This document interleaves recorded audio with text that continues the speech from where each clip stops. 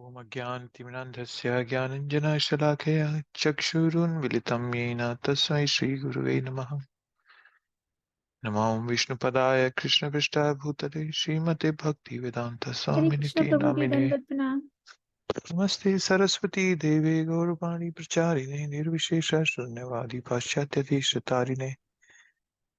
Jai Jai Shri Krishna Chaitanya Prabhu Nityananda Shri Advaita Gadadhara Shivasadi Gaur Bhaktavinda. Hare Krishna, Krishna Krishna, Hare Hare, Hare Rama, Rama Rama, Hare Hare. Jai. Hare Krishna. So we're starting chapter. Psychology Club, South Asian Club. Am I audible? Can everybody hear me? Hare Krishna Prabhu ji, yes. Okay, good.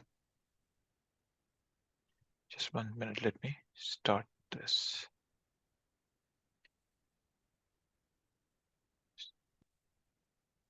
Yes, so we're starting the 12th chapter today, which is titled as Devotional Service. So we finished off the 11th chapter last week with the where Krishna was mentioning how unalloyed devotion is the supreme, is the most important thing, right? So this chapter, as we know that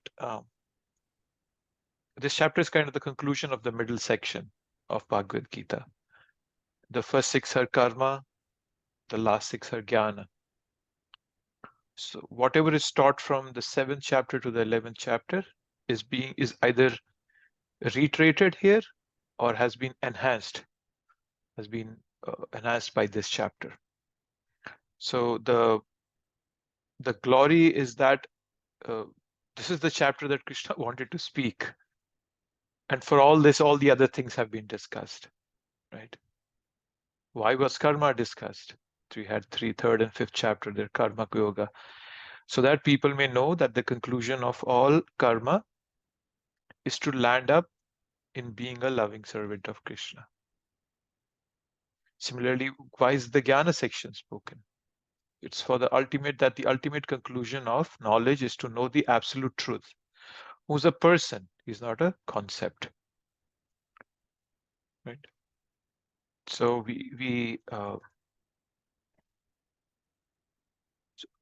does anybody remember which verse says that karma yoga is the conclusion of bhakti? Sorry, the conclusion of karma yoga is bhakti. Anybody remembers which verse that is? It comes in the 9th chapter.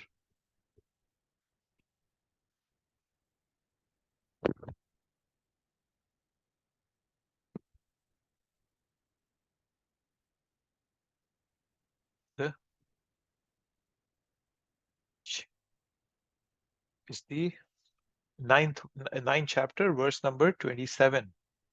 Yad karoshi yad ashnashi yad juhoshi dadashi yad tapasyasi konteya kurushva madarpanam. Whatever you do, you offer to me, Krishna said in that verse.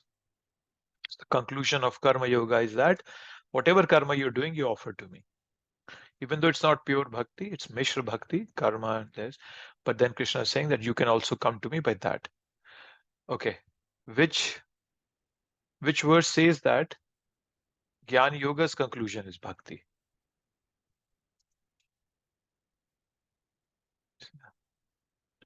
That comes in, which chapter is that? 7th chapter. It comes in the 7th chapter, towards somewhere in the middle of this chapter.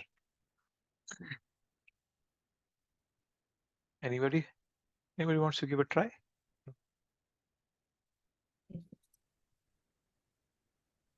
Prabhuji, can you repeat the question again? Which verse in the 7th chapter says that the conclusion of Jnana Yoga is also bhakti, is also Krishna?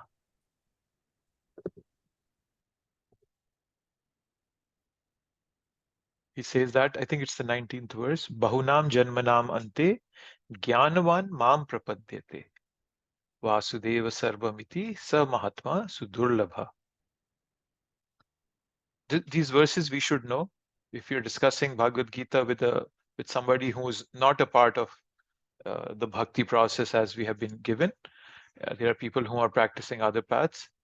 So we should know these verses to strengthen our justification for this. Similarly, we read the Ashtanga Yoga in the 6th chapter, right? What was the last verse of the sixth chapter, where Krishna says this? Let me see. I'm going to pull that. Yoginamapi sarvesam. Yes, that's right. Yoginapi sarvesham mad gatinantaratmana shraddhavan bhajate yoma. Yes. So there Krishna again is saying. So he talks about Ashtanga Yoga in the whole chapter. The whole chapter of 6th is Ashtanga Yoga. Sit this way, breathe this way, and this and that, all that. But at the end, he's saying, Yogina api sarveshan mad gatina antaratvana. The one who is focusing on me is the Supreme. So all yogas eventually culminate in bhakti. And then only they are of any value. Otherwise, they are of not any value. So all this is so we have to understand this, that we should know all these verses, right? So conclusion of all the discussion between Arjuna and Krishna is this aspect of bhakti. So now in this chapter, Krishna will clearly reveal the glories of bhakti and the glories of the bhaktas, the devotees who practice bhakti. Okay, so let's see what the acronym is simple, easy to remember. God, we had just 3 simple words. So Godhead, the G stands for Godhead. So the first, it's a very small chapter. If you've been thinking of memorizing any chapters in Bhagavad Gita, this 12 and 15, they're the smallest chapters, 20 verses each. You can memorize that. And this chapter is essential. When we come to it in the third part of this chapter, we'll see that Krishna gives very specific qualities of devotees, and we will and then that if we have those, so it's a very practical way of judging whether I'm progressing in bhakti or not. If any of those, am I developing any of those qualities? So God is the acronym. So starting with the G, so it's G is Godhead. So in response to a question by Arjun, Krishna again picks up the discussion of impersonalism. Right? It seems to be a recurring theme in the conversation, and one may question why. So the essence of our of ourselves, us as living entities, is to be happy, anandmayo abhyasat. And the essence of such happiness is experienced in loving relationships. And for such a relationship to exist, there must be a subject. There must be an object of reciprocity. Right? That's why the God has to be a person. But the impersonal notion of oneness kills everything. Right? It kills the relationship. It kills. There's no relationship. There's no reciprocity left, because that's the one whom we are approaching is not something that we could think about. Right? So that is why Godhead is a person. It's not just a concept. So Krishna explains in this first section that a personal approach to God through bhakti yoga is more practical, right, and more fulfilling. Right? And then Krishna also mentions that people who are on the path of impersonalism, they also receive spiritual merit, but their progress is very minuscule, and there's a lot of trouble in that path. Right? And that's the reason why Prabhupada refers to Krishna as Godhead. Prabhupada coined the term Supreme Personality of Godhead. So Godhead is to remind us that God is ultimately a person who must be approached as such, as a person. Otherwise, the word Godhead doesn't have much value to it if you're not talking about a person. And many people, they read the Bhagavad Gita and still don't grasp it. It's hard that how Krishna can be a person. So that's the first part, Godhead. The second part is 8 to 12, which is titled as options.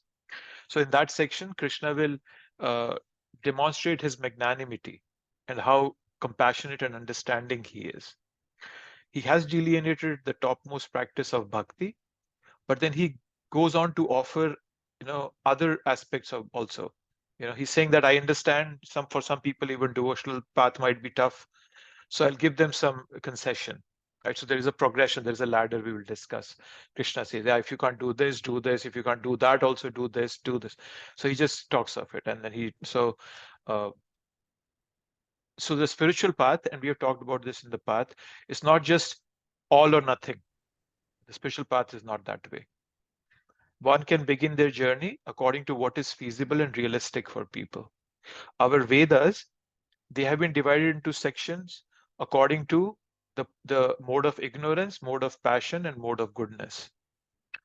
You can see Vedas, there are scriptures that talk of offering meat and alcohol to the deities. Those are for the people who are in the mode of ignorance. Right? Similarly, there is, so there is a lot of Shastra that focuses on karma yoga, on materialistic sense gratification. So there are people in a mode of passion. But we being devotees, we are automatically in the mode of goodness. So we don't fall trap to those Vedas. We always go for the Vedas that are in the mode of goodness. And of all of them, the cream is Srimad Bhagavatam. Right? So Galitam Phalam, it's the ripened fruit of all the Vedic knowledge, as Srimad Bhagavatam tells us. So as I was saying, spiritual path is not all or nothing.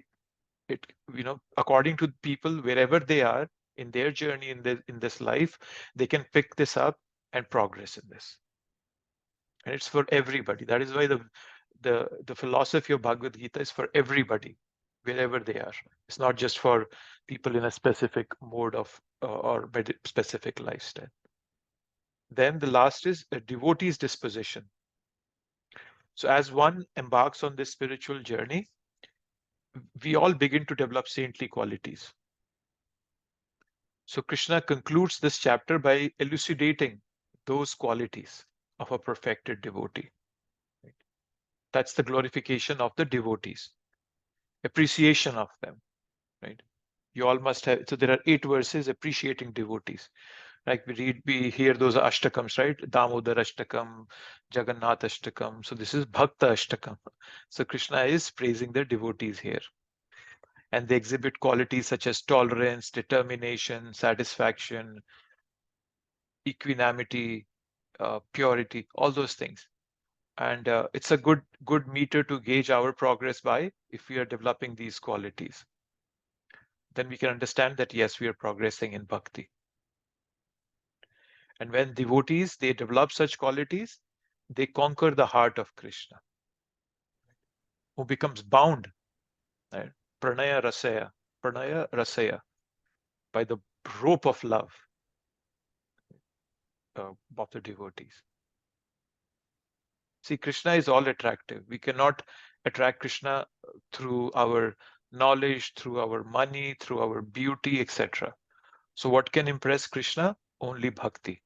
And what kind of bhakti impresses Krishna? That is being, and what kind of devotees impress Krishna have been elucidated in the last 8 verses. So we finished off the 11th chapter with the verse, right? We did.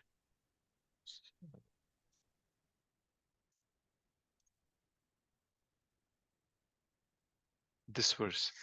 Bhaktya to ananya shakya aham eva vido arjuna gyatum drishtum cha tatvena praveshtum cha parantapa. My dear Arjun, only by undivided devotional service can I be understood as I am standing before you and can thus be seen directly. Right? So Krishna has mentioned this in the end of the 11th chapter. That ananya shakya, ananya bhaktya. It has to be unalloyed devotion, which will attract Krishna. Then, so that's why it's a small chapter, but this is what actually Krishna wanted to speak. Right? Okay, so let's see. Prabhuji. Yes, please. Very basic question, Prabhuji. So when we say Supreme Personality of Godhead, this Godhead does not refer to Golok, Vrindavan? When we say, I thought that is what it refers, Supreme Personality of Golok, Vrindavan. No? Godhead there, what does it mean? No, Godhead means he's the supreme God kind. That's the way, right? Godhead. So there's a supreme personality of Godhead, means of all the gods. You have to do the dada. Dasa, right? Das, yeah, your das. You have to do that? Yeah. So it's so Godhead, that's what I say. So the word Godhead, first of all, it represents more of a personal feature of God. So it's Godhead. So like there is let's say, there are many gods, but then there is a supreme God. So Ishwar that's Param. Krishna. Yeah, Ishvara Parama Krishna. Yeah. Satchidananda Vigraha. So that's the meaning of the word Godhead. And he's a personality. So that is why Prabhupada brought in the word personality in that. So it's the supreme personality of Godhead. So no, Godhead does not mean Golok Vrindavan. Okay. Yeah. It's Thank just it's an expression Prabhupada created to emphasize that he's the person and he's also the supreme. There are so many gods that we know about, that because it's an inherent problem. Everybody thinks that Hindus have millions of gods. Yes. But Prabhupada wanted to establish that there is a supreme personality of Godhead. So that of all, whatever whom you call as God, there is a supreme in them also, and that is Krishna. That's why he created this phrase. So yes. Thank you, Prabhu. You're welcome. So sometimes even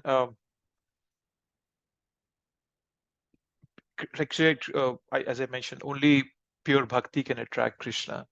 And sometimes even people ask this question, that why did even Krishna have to create this material world? He could have given us pure bhakti and just let it be. So we all have voluntarily, faced away from Krishna. We have turned away from Krishna. Just like when a child goes to a mother and says, "Mother, I also want to cook in the kitchen." Right? So the child also has this desire to take mother's place. Like he sees that mother is a figure of strength and power in the family, and she has some command in the family. So the child has this desire to be like the mother. But the mother knows that the child cannot do anything in the kitchen. The child's a child. But the child is very stubborn. So the mother says, "Okay, I'll buy you like a toy kitchen." And she gives the toy kitchen to the child. And then the child can for some time be happy in there, pretend to cook something, drink something. But then eventually the only happiness lies as where he's with his mother. That's where the true happiness lies. But we all have voluntarily jumped into this toy kitchen. So now what Krishna did was he created a quality control department in this material world.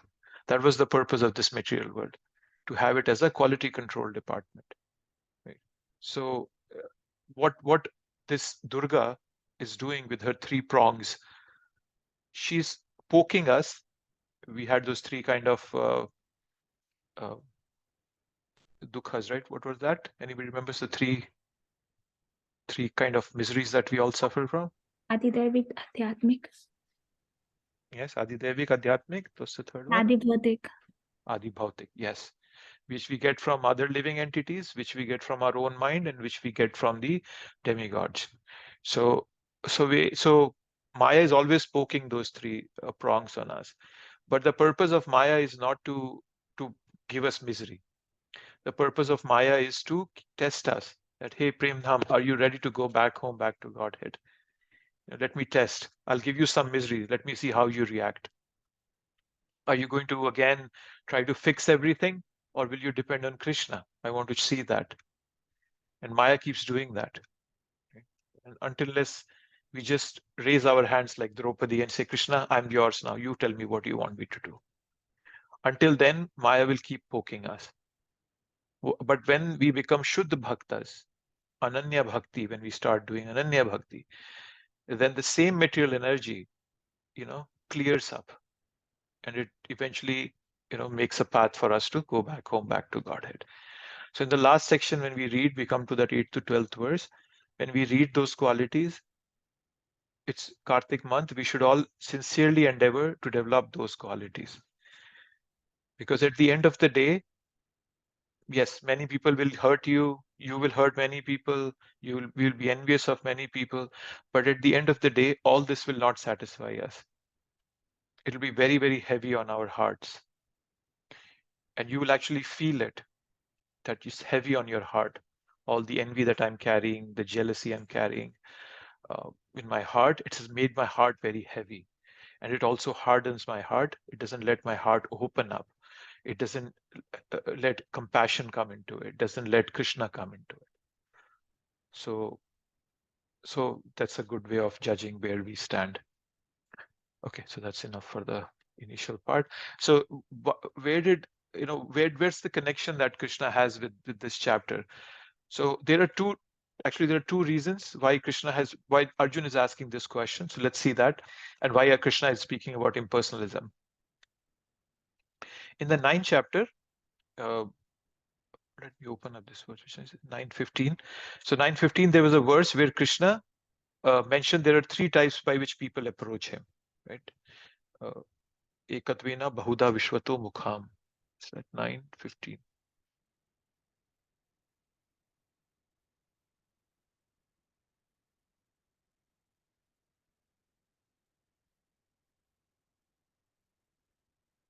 So 9:15 is what he had talked about.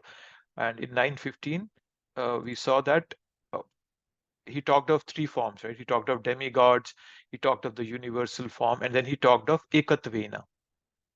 So he's saying, worship the Supreme Lord as one, without second, as diverse in many, and in the universal form. So universal form has been discussed in the 11th chapter. Diverse in many, that's demigods, that has been discussed in the 9th chapter, and also in the 7th. And then one without a second. This is the impersonal aspect, which is Ekatvena. It has not been discussed yet in detail.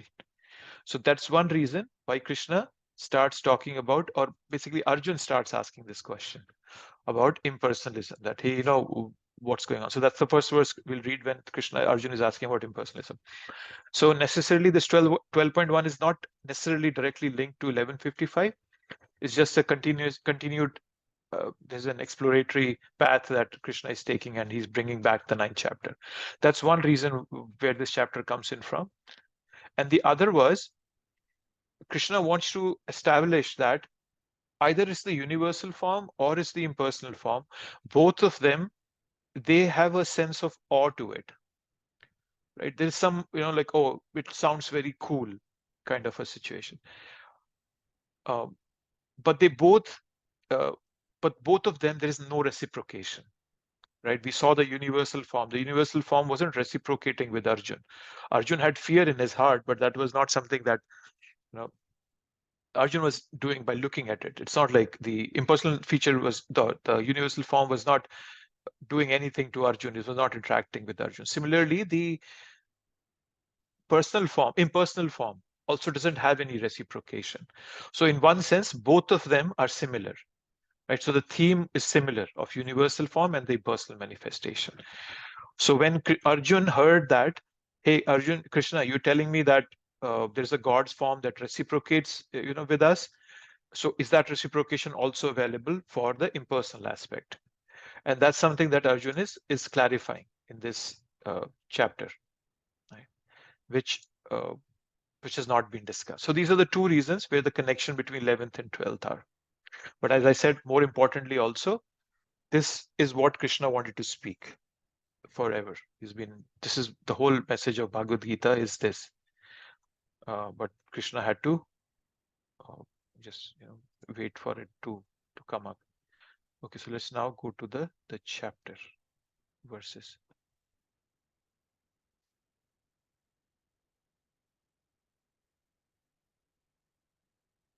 Okay, so where am I?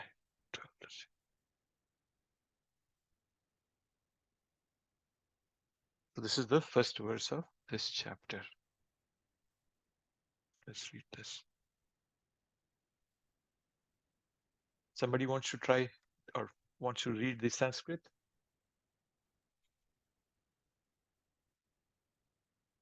Sure, Prabhuji. Yes, please go ahead, Prabhu. So, Arjuna Uvacha Evam Satata Yuktaye Bhaktaswam Paryupasate Yakape Aksharam Avyaktam Tesam Ke Yoga Vitama. Sorry, Prabhuji, I butchered it. No, this is good. Yeah, we should, Prabhupada always would point out that we should read a chapter of Bhagavad Gita every day. It's beneficial. Obviously, it improves our Sanskrit for sure, but also it gives us, it strengthens our intelligence.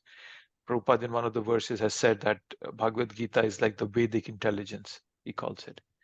But it's good. You all the words were, you pronounce them correctly, Prabhu.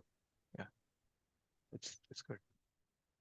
So now Arjun is inquiring, which are considered to be more perfect, those who are always properly engaged in your devotional service, or those who worship the impersonal Brahman, the unmanifested? So now, so those who know yoga, they are called Yoga Vittama. Where is that? Here, Yoga Vittama. Those who know yoga. Right? If you remember now, we talked about how the word tama can bring out or is one of the layers, right? So we talked about, what was it in the 9th chapter? I think Guhya, Taram, Guhya Tamam. So Guhya is secret, then Guhya Tara is more secret, and Guhya Tamam is the most secret. So similarly, Yoga Vitta is somebody who knows yoga, but then Yoga Vittama is the one who's the topmost. Right? He's called he's the perfect in yoga. Right? So they're different degrees. So who are the best in the bhaktas? Who are engaged in devotional service. So Arjun is asking, who are the best in the bhaktas? Who are yoga vittamas? So is it the impersonal ones or the personal aspect? Right?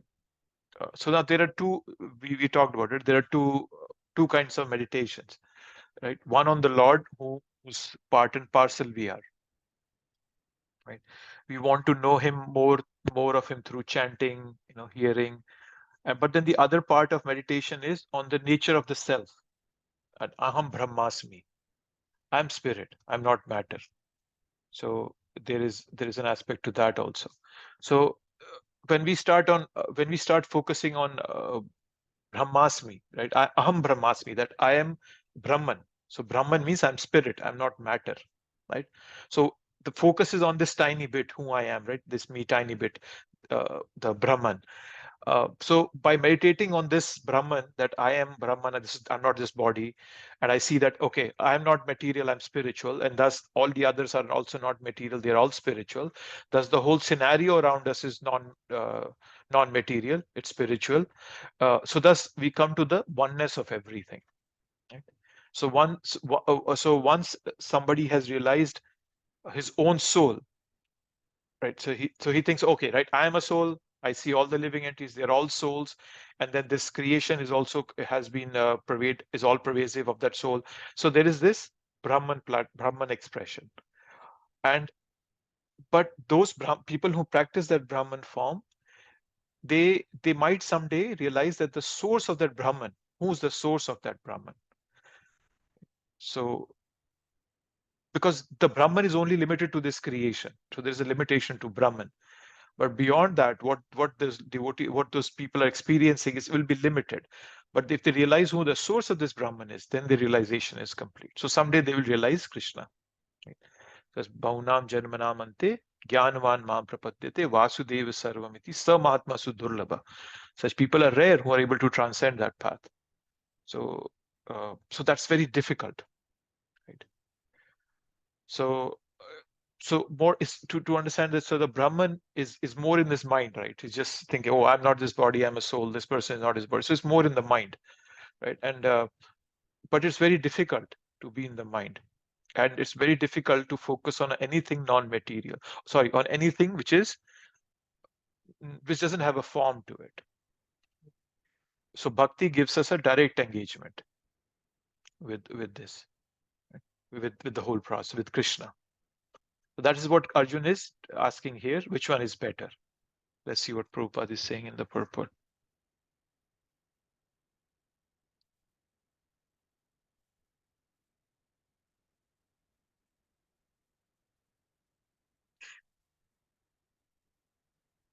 In the 2nd chapter of Bhagavad Gita, The Supreme Lord explained that a living entity is not the material body. So he's a spiritual spark. We discussed that in the 2nd chapter. And the absolute truth is a spiritual whole.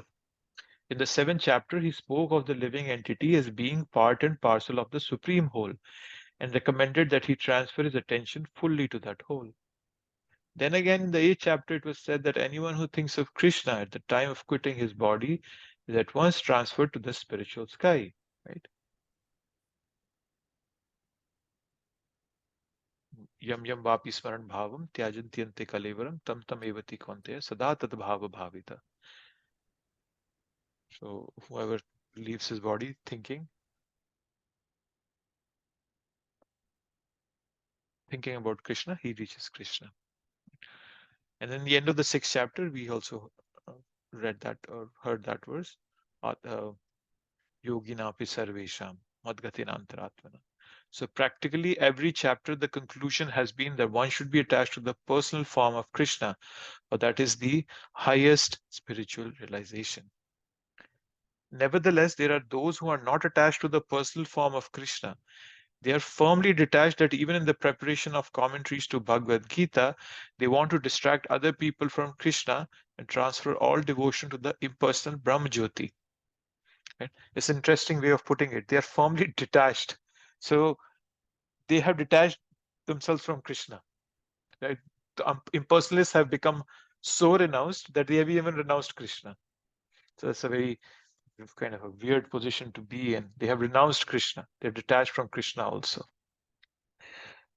So Arjun is trying to settle the question of which process is easier and which of the classes is most perfect out of the two. Right? So that's what Arjun is asking here. That's what the reason he's bringing out this verse. Right? And so the word, what was that word?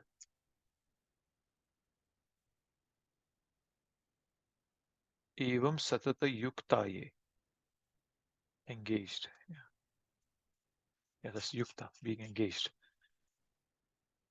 Okay, so then let's see what Krishna has to tell Arjun. Shri Bhagwan Uvacha. Somebody wants to read Sanskrit? I can try, Prabhuji. Yes, please. Shri Bhagavanuvāca मये अवेश मनो ये मां नित्यायुक्ता उपासते श्रद्धया परयोपितास् ते मे युक्तमः मतः. I forgot the tune. Me yukta Yeme yukta tamamata. Yeah, you're close in the tone, not far off.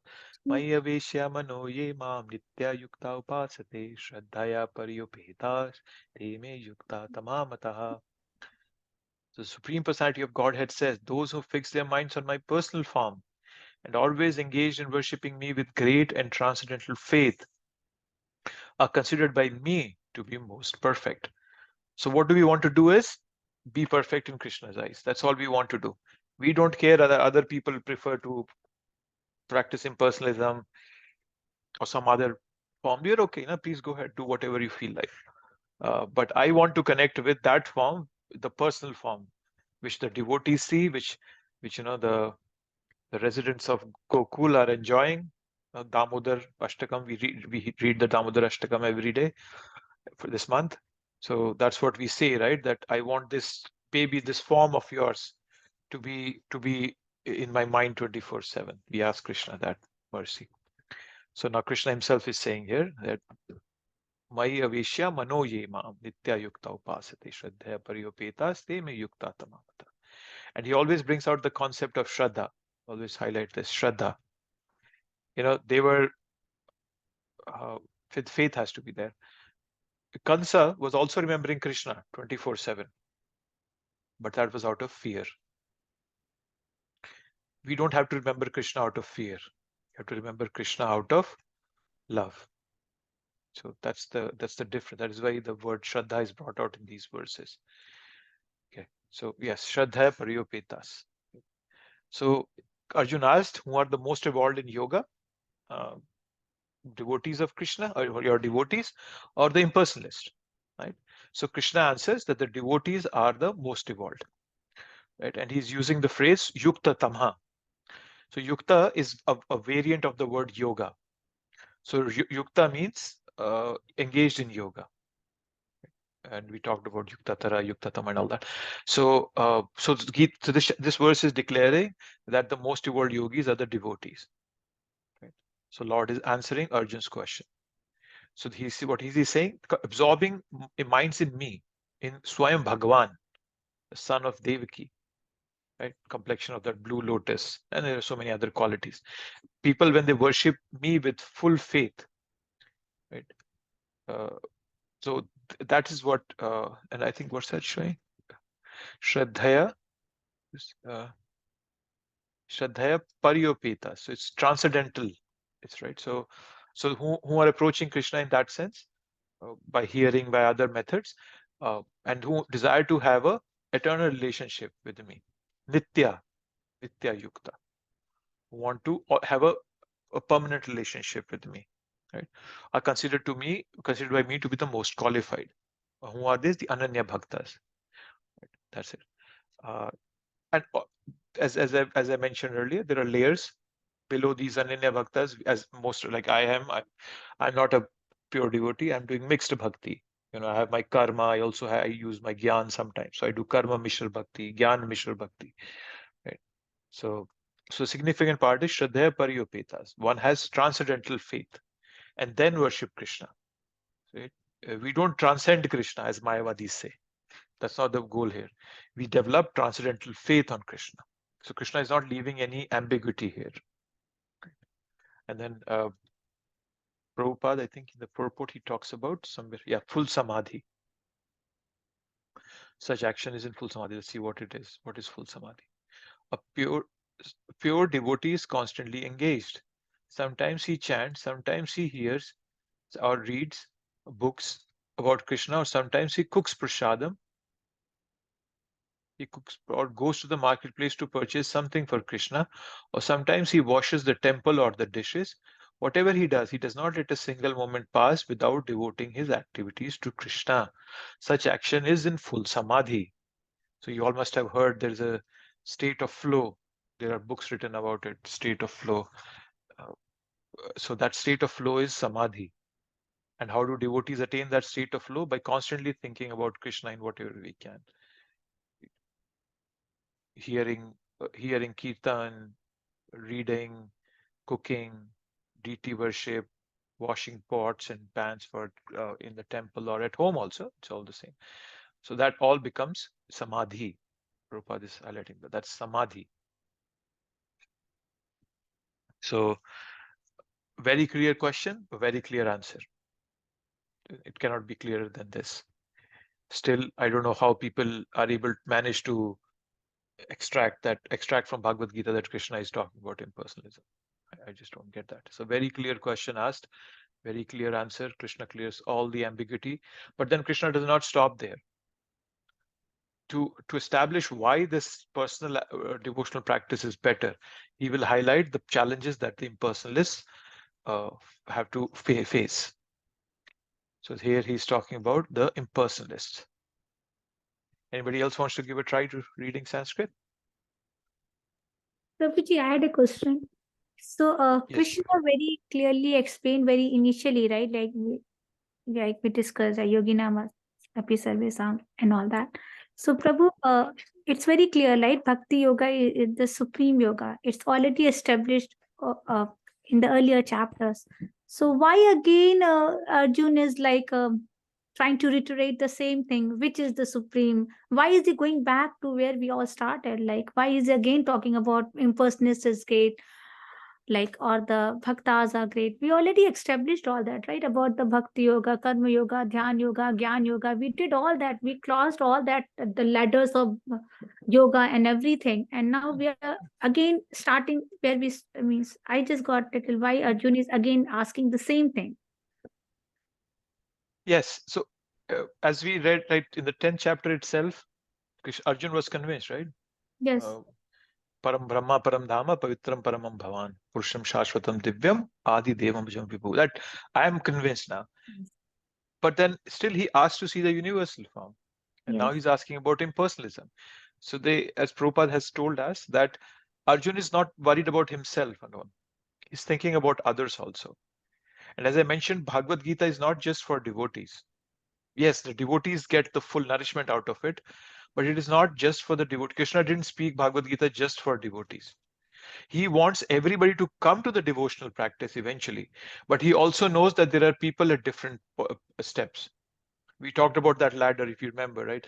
There was, there was karma yoga, there was sakam karma yoga, nishkam karma yoga, there was dhyana yoga, jnana yoga, and then eventually finally comes Shuddha Bhakti.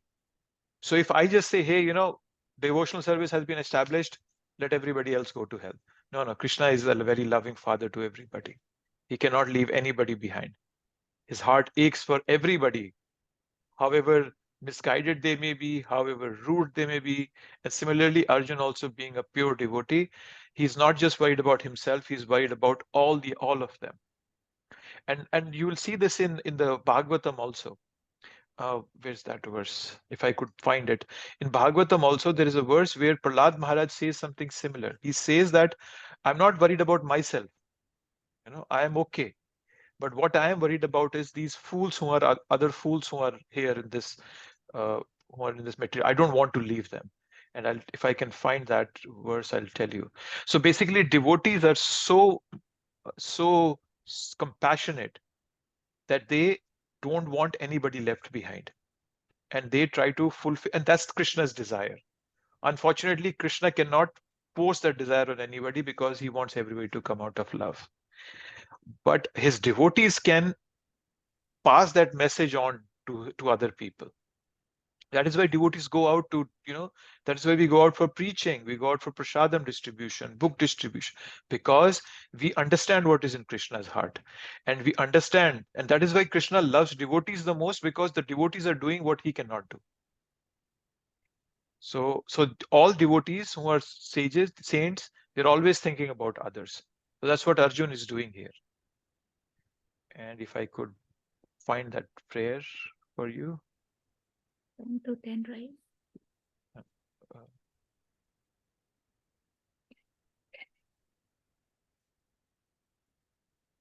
Okay, just I found the word lucky verse. Lucky, here's go. Oh, I have to share also. Give me 1 second. So this is verse number 7, Canto 9, chapter, verse number 43. Here, Prahlad Maharaj is offering his prayers to Nrsimhadev.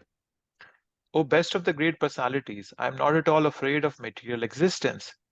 For wherever I stay, I am fully absorbed in thoughts of your glories and activities. My concern is only for the fools and rascals who are making elaborate plans for material happiness and maintaining their families, societies, and countries.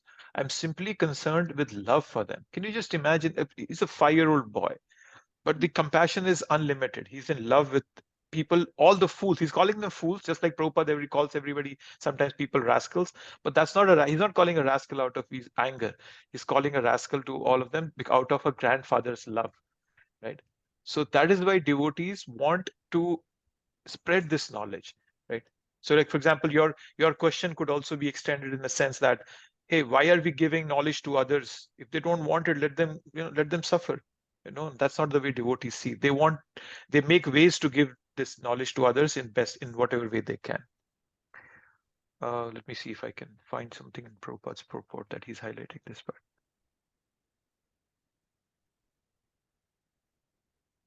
Okay.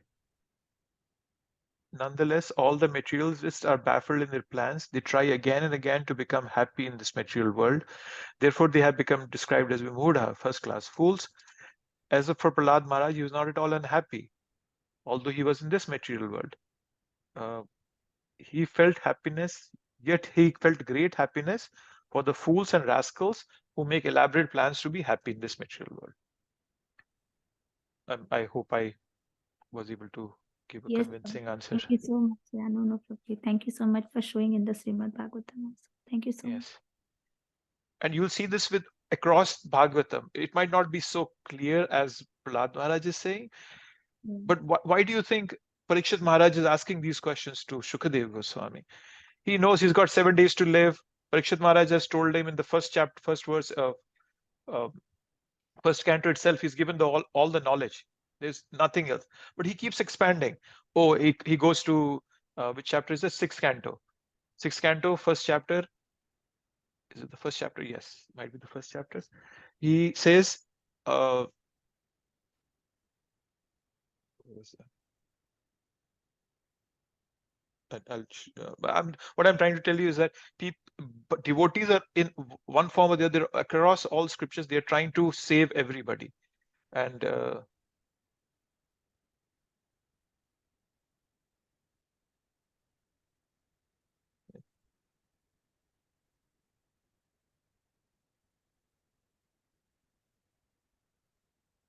there was this right in this one.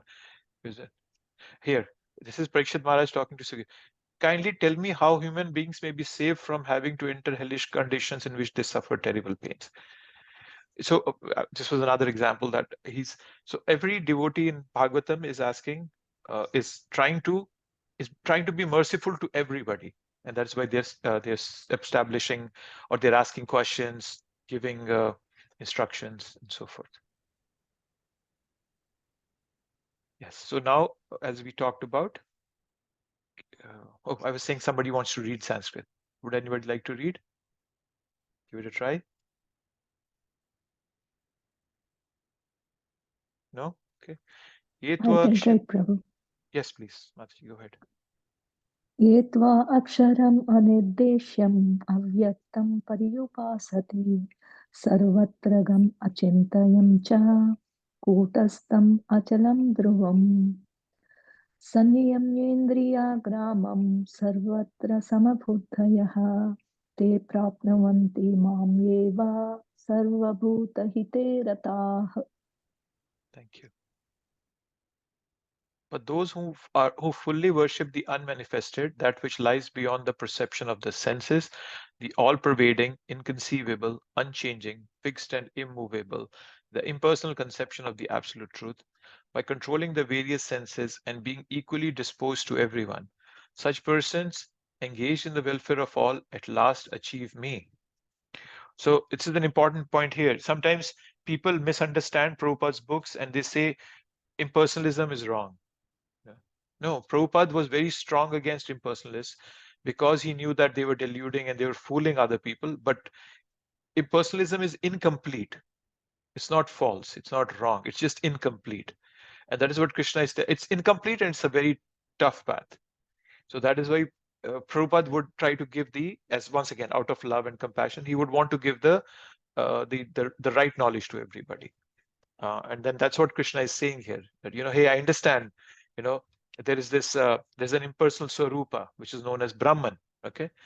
And then how to worship is defined here.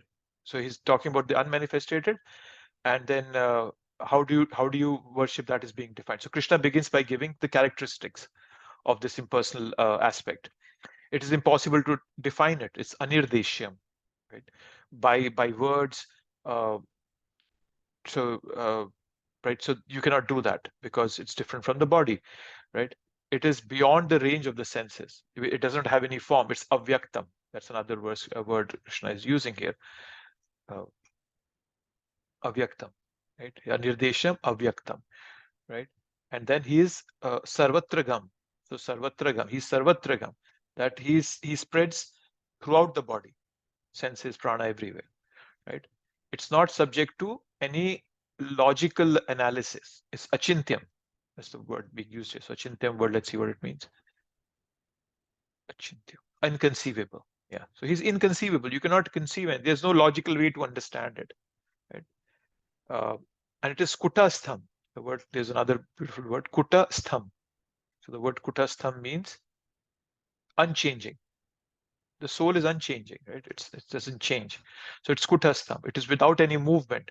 It's devoid of increase or shrinking in size, and it's achalam, immovable, right? And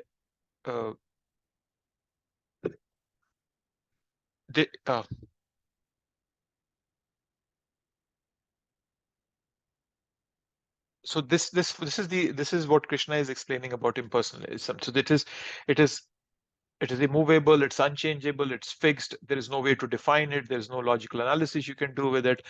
So so it's just, so that's what it is, right?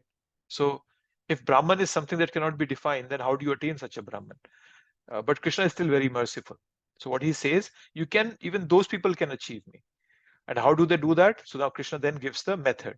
He says, by controlling the various senses, by being equally disposed to everyone, and then being engaged in the welfare of all. So he gives three qualities, that three things you have to do.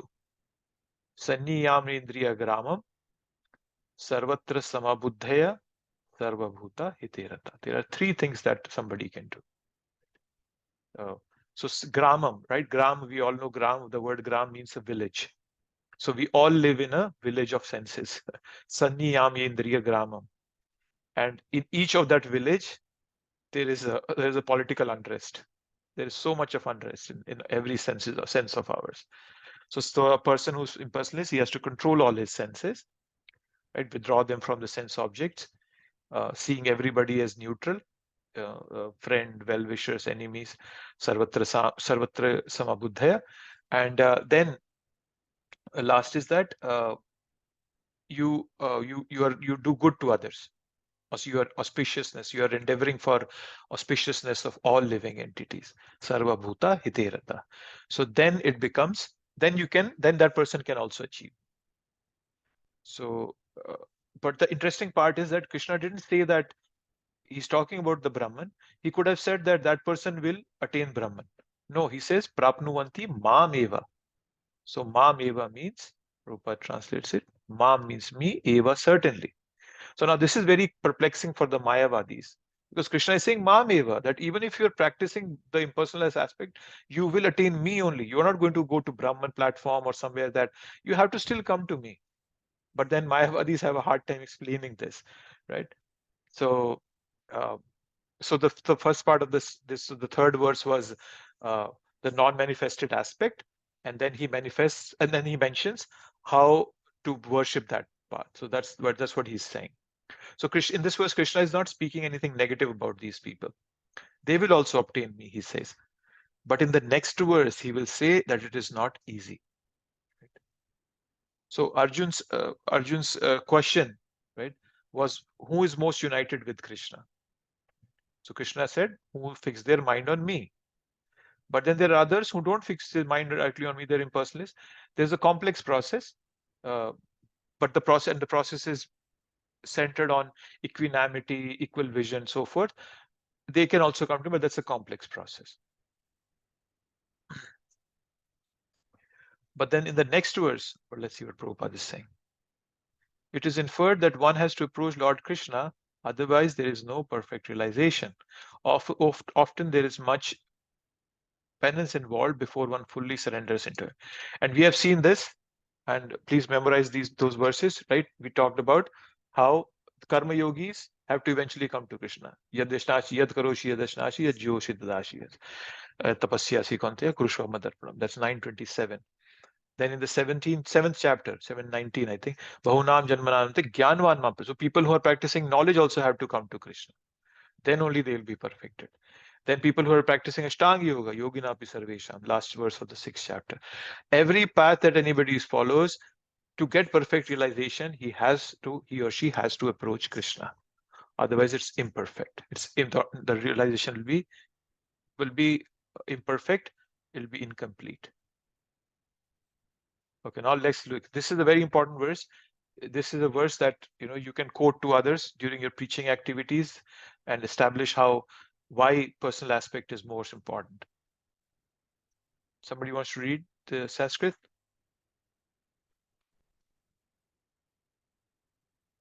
No? I can try, Prabhu. Yes, go ahead. क्लेशोऽधिकातरस्तेषाम् अव्यक्तशाखाचेतसाम् अव्यक्तहि गतिर्दुःखाम् देहावद्भिरव्यप्यते. Thank you. Now, without even knowing the meaning of this, there are two words that you can very easily understand that Krishna is mentioning here. So, avyakta we know, impersonalism, but there are two words here which you can easily. What happened here? Okay, go on. which you can easily tell what Krishna is trying to say. Can somebody think of those two words which are there in here, which are very common? Kalesh. Kalesh. Yeah, very good. Klesha and Dukkham. Yeah, so Kalesha and Dukha. And these are very common words. People, in Hindi and also Sanskrit, these are very common words. Klesha. So it's Kalesh. So Kalesh means trouble. Dukha means misery, sorrow, with trouble. So what Krishna is saying, for those whose minds are attached to the unmanifested, impersonal feature of the Supreme, advancement is very troublesome. To make progress in that discipline is always difficult for those who are embodied. So embodied like us, all of us. Deha vadvi. So now this is where Krishna is telling that, okay, there are two negative words, klesha and dukkha is using, right? So even though the former category of persons, devotees, we also endure difficulties in withdrawing senses, and right? But then because they are connected to my blissful form, they do not experience the same suffering as the impersonalists do. That's the beauty of the whole process. That yes, so devotees or impersonalists, they both suffer, but then for a devotee, because we are engaged in direct service to Krishna, our suffering is not the same, right? So, and now, why has this great suffering, which is difficult to remove, come about? So the mind's concentration on something that is invisible becomes very difficult, right? For people who have a body, right? I have a body and I'm telling my mind to focus on something that is formless, which is very contradictory. Even though the other sections of society that claim that they are impersonalists, that God does not have a form, they also need something to strengthen their process of bhakti. People who practice Islam, they go to Makkah and Medina. They have that black building which they take circles around. They dress in a specific way when they go to that holy place. So the reason is they also need a form to connect to it. Right? Similarly, Christianity. I know I was talking to a Christian person a few days ago, and he was telling me that there's some sections of Christianity that also believe in a form, Mother Mary. They have this Mother Mary and Jesus deities also. So it's very hard for a person who has a body to think about something that is bodiless. So that's the challenge. So people who make Avyakta the goal of their life, the progress is very difficult for them. As I said, because we cannot conceive something that is formless. It's very much like creating a vacuum. Very, very difficult.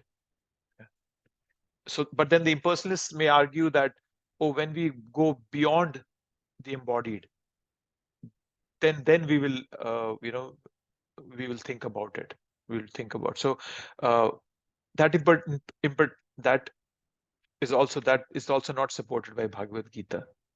Right? Impersonalism lacks a positive a spiritual concept in terms of form and attributes. Krishna is not saying that as long as you have a body, it is Kalesha, and once you don't have this body, everything will become easy. No, right? Krishna is saying in this bodied form, for them, this is Kalesha. Right? And he cannot be clearer, right? There is verse after verse where Krishna keeps telling him, I am the Supreme, I am the Supreme, I am the Supreme. Aham sarvasya prabhu, mata sarvam pravartate, mata paratram nanyat kinchidasti dhananjaya, maya dikshina prakriti suyate sacharacha. He's saying this all over again and again, but still people, out of their ego and their envy towards Krishna, they want to even remove Krishna out of the picture. Avajananti mam mudha manusim tanum ashritam param bhava jananto mama avyam anuttamam. He says that in I think it's 7th chapter, he says that, right? People think that, vyaktim apanna, 7th chapter, he says that. Avyaktam apanna manyante mama buddhaya. That I was unmanifest and then I manifested a body. So it's just very, very confusing and very hard for embodied beings to follow this path. So Krishna is very clearly establishing this. Our heart is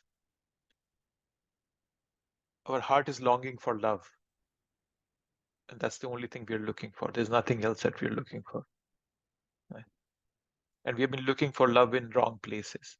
And what brings misery is that when I try to love somebody or something, they don't live up to our expectations, to our hopes. And that brings distress in my life. And when this kind of a distress happens, I close my heart. There are so many distressing experiences happening. People are envious towards me. They hurt me. And, I was looking for love, but it was not reciprocated. Then I put a lock on my heart. Right? Hey, I'm not going to let anybody touch me emotionally. Right? So when they come to spiritual life, they gravitate more towards an impersonal aspect. And they say, oh, no. Again, I cannot engage with the form again. No, that cannot be true. Because the form because they have this experience that the form gives suffering. They have had that suffering in this world, right? And Prabhupada explains this in the 4th chapter of Bhagavad Gita, Vitraga Bhaya Krodha Manmaya Mamupashrita. That Vitta, Raga, and Bhaya are 3 things. Sorry, no, with Raga. Vitta, Bhaya, and Krodha. So Vitta is attachment, Bhaya is fear, Krodha is anger. Right? So that is one of them is why people come to impersonalism is because they are afraid of the personal aspect. There's fear, there's bhaya, because they have suffered so much at the hands of people whom they try to love and love is not reciprocated, that when they come to spiritual life, they think, oh no, I don't want this personal aspect again. It becomes a restriction for them. Their heart is locked up. Right? They are emotionally deprived. But then the heart always longs for love. So if my heart is looking for love, true love has to be somewhere. Yes, I have been looking at wrong places, my heart's been broken, but that doesn't mean true love does not exist. So the true love can be achieved with Krishna. We don't need to put a lock on our hearts. Okay. And any thoughts, any comments here? Anything on anybody's mind you want to bring out?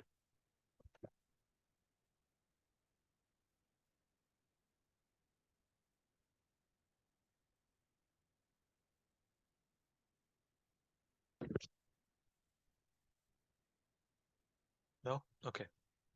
So yes, so this obsession with the impersonal conception makes the spiritual path very troublesome. That's the problem. And that's Krishna establishing that very clearly here. Let's see what Prabhupada is saying. Bhakti Yogis.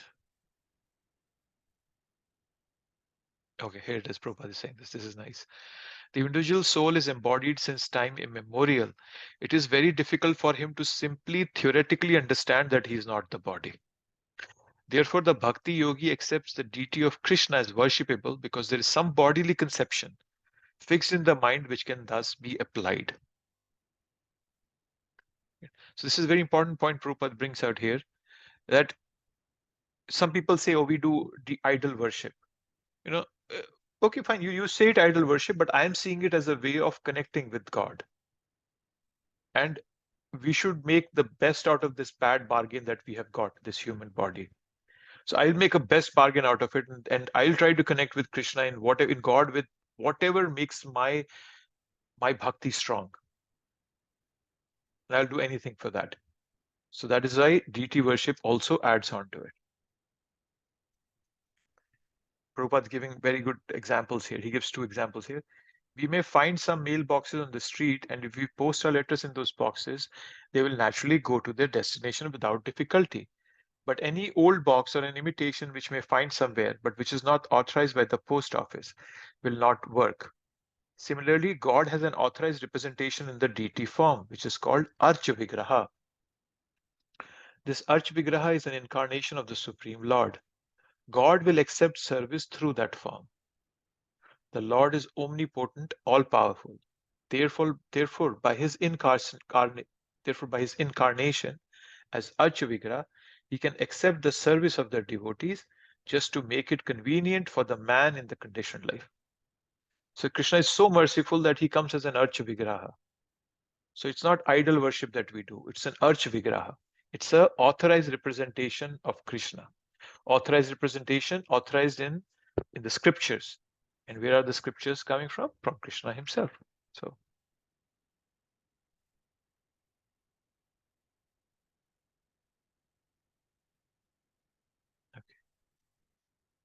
Okay, so let's go to 6th and 7th. Hare Krishna, Prabhuji. A quick question.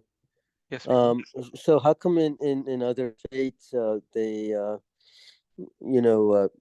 look down upon deity worship? What is the rationale from at least from their point of view? In others, you mean I like? mean, calling it idol worship, and just not acknowledging a deity worship. So I didn't understand your question, bro. Are you talking about people like who practice Islam and Christianity? Right. Judeo-Christian, Islam, they commonly call it idol worship. So what is their objection with doing deity worship?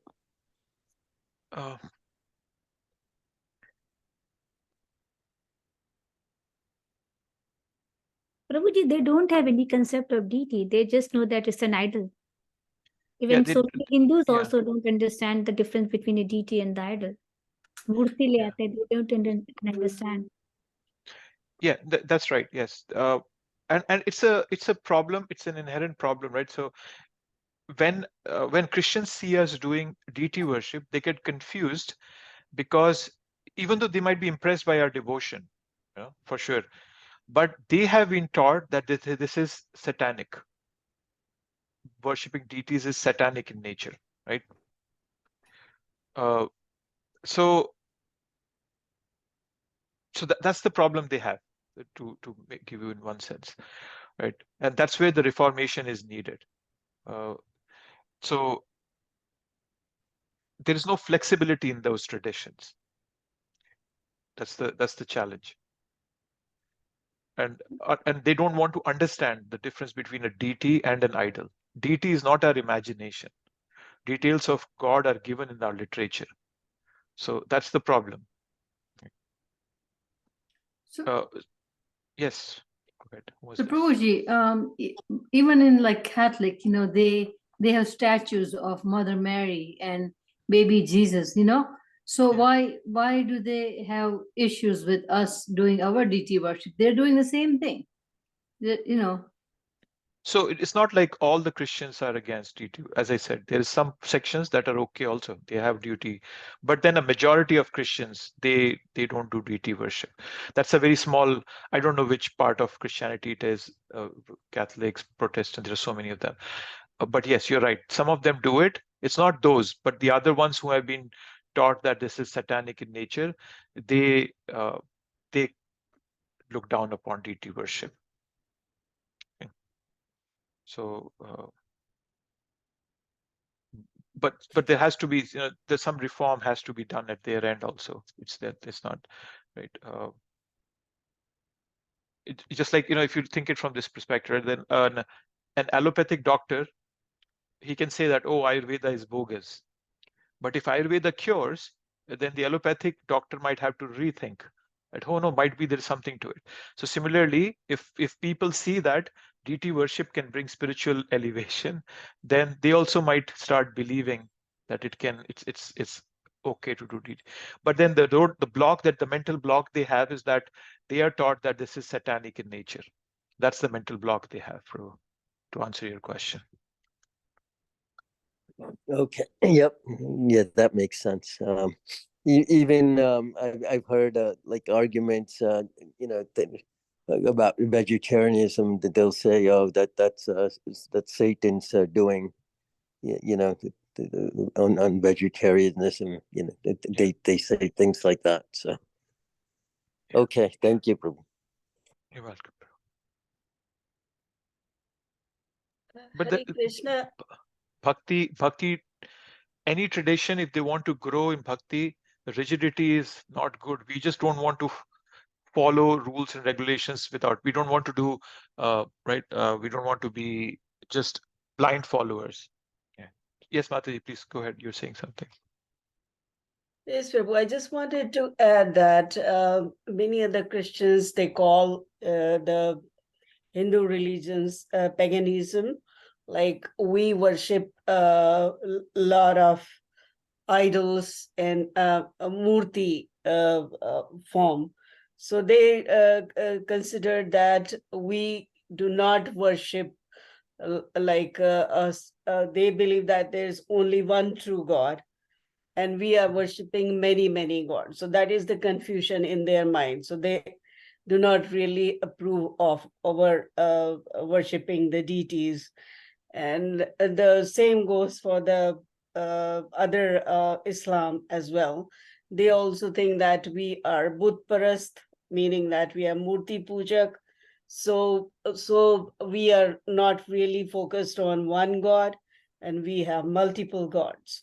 So that is one reason that they reject our way of worship, because they truly don't know that we have only one true God, and all the other are just his expansion or demigod. So they don't understand that concept. Yeah, that's correct. Yes, there are many other factors that just they start disbelieving in what the way we do it. Yeah. Thank you.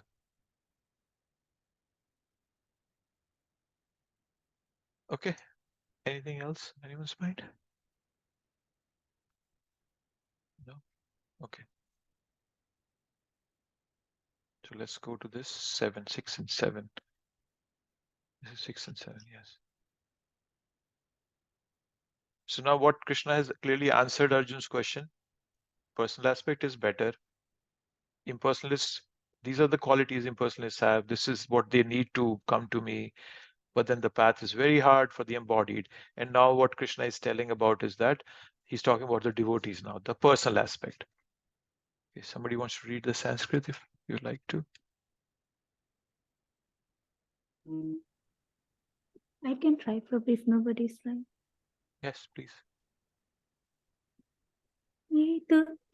ये तु सर्वाणि कर्माणि मयि सन्न्यस्य मत्परा अनन्येनैव योगेन मम ध्यायन्त उपासते तेषाम् अहं समुद्धर्ता मृत्यु संसारसागरात् भवामि न चिरत् पार्थ मयि अविश्वासचेतसाम्.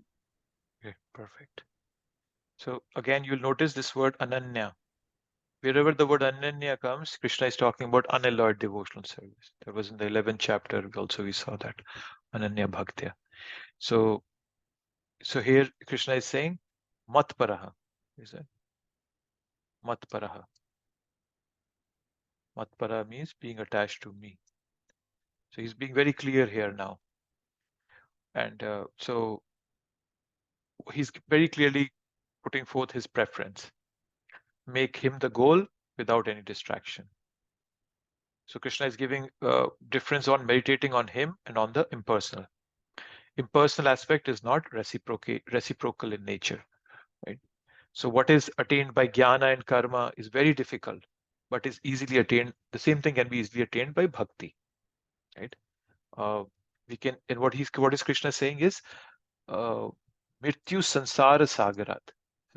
So what he's saying this mrityu sansara sagarat, where's that? Ocean of birth and death. So I didn't read the English. But those who worship me, giving up all their activities unto me and being devoted to me without deviation, engaged in devotional service and always meditating upon me, having fixed their minds upon me, O son of Pritha, for them I am the swift deliverer from the ocean of birth and death, Mrityu Sansara Sagarat. So he's saying that we can easily cross the ocean of birth and death, right? So the beautiful part here is he's saying that I am the swift deliverer, right? So a devotee is not even trying to cross this path. He's not trying, but the Krishna personally comes and takes the devotees, right? Or he makes everything so easy for the devotees. In the 10th canto, there is this verse, Shamashrita yad pad pallava plavam mahat padam punya yasho murare. Bhavam budhir vatsa padam param padam yat vibdam na tesham. So he's saying that for those who become devotees, the Murari, like Mura, who killed the demon Murari, what he does is that he shrinks this ocean of birth and death. How small does he shrink it to? He's saying Vatsa Padam. So Vatsa is a calf, right? So Vatsa is the calf. Padam means the hoof print. So the water in the hoof print of a calf, that is what is left, what is like a ocean of birth and death for devotees, right? So that's the beauty of this process, right? And so obviously, how much would be a calf's footprint? This much probably. So just imagine the whole ocean of material world where I've been, swimming for the past millions of years, millions of births, will be shrunk to the calf's footprint. Vatsa padam param padam yat vibdam natesh. So it's removed. So that's the beauty of this process. Krishna is telling us that I just deliver them completely. And for those who have become Ananya Bhaktas. So what Krishna is establishing here is that the personal feature, the personal process is easier because Krishna intervenes when a devotee sincerely asks. And we have discussed this many times. Strict, serious, sincere. That's all we have to do. We have to demonstrate our sincerity. I don't have to be perfect.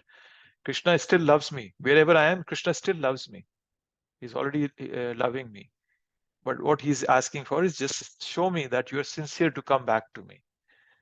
And the reason he's doing that is because he's hurt. Because I have cheated him so many times. Right? Bhaktivinoda Thakur sings in one of his songs that when I was in the womb, I found myself trapped again in this position, in this Maya. So I pray very hard to Krishna. Krishna, this life I'll dedicate to you fully. But the moment I come out, I get, bombarded by the material energy and I forget again. So but then Krishna, when I take to devotion, I show my sincerity, then Krishna starts intervening in my life. And then I think Prabhupada is quoting a verse in here that it's a very this one, Varaha Puran. This verse is it.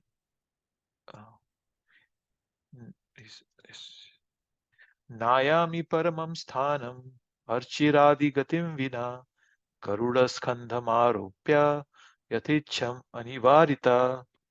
What is being said here is that he's saying that Krishna is saying that without considering the timings, I take my devotee to the spiritual world. Achir means quickly, gatim vina, without any delay. Right? And how does Lord do that? He puts the devotee on Garuda's back. Garuda is Vishnu's vehicle. Garuda skandam aropya. So he puts and quickly takes the devotee back to him. So Krishna takes care of the devotee as a child. So that's the beauty of this personal process that Krishna is asking us to follow. Right? People may say, hey, devotees also have klesha in their lives. They also have dukkha in their lives. But yes, but then because we have taken shelter of Krishna, our heart and mind are pacified by engaging in Krishna's service. We experience satisfaction. Although klesha is there is also a soothing experience. That's the beauty of this process. When devotees learn to depend on Krishna, the miseries don't affect them anymore. Because whatever comes, they only depend on Krishna. They're happy, they chant. They're sad, they chant. They're in anxiety, they chant. They are, anyway, whatever position they are, they chant Krishna's name. So then these same klesha and dukkha don't affect devotees anymore. That's the beauty of it. Krishna is very clearly telling us the difference between meditating on him and the impersonal aspect. The impersonalism, there is no reciprocation. In the personal aspect, Krishna intervenes, he lifts us up, and intervention can be in many forms. Most importantly, intervention comes in the form of knowledge. Right. Krishna from within the heart tells us what's wrong and right. He is a Chaitya Guru sitting in our heart. That is why he asks us to do Varnashram. Chaturvarnya maya shishtam guna karma vibhagayo. He tells us that I created these 4 sections of society so that all of you can do your duty according to your guna and karma, and then you can come to me. So that's what Krishna is saying. This personal aspect is reciprocal, and I have also created a process for you. Just follow it, strict, serious, and sincere, and come back to me. Okay. The next section will start from verse number 8. We'll start this the next time. Any thoughts or comments? Anyone? First part of this chapter.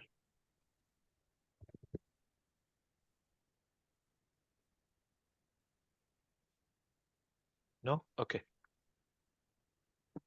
Okay, great. So we'll then meet next week. Prabhuji, Prabhuji, when I it's okay.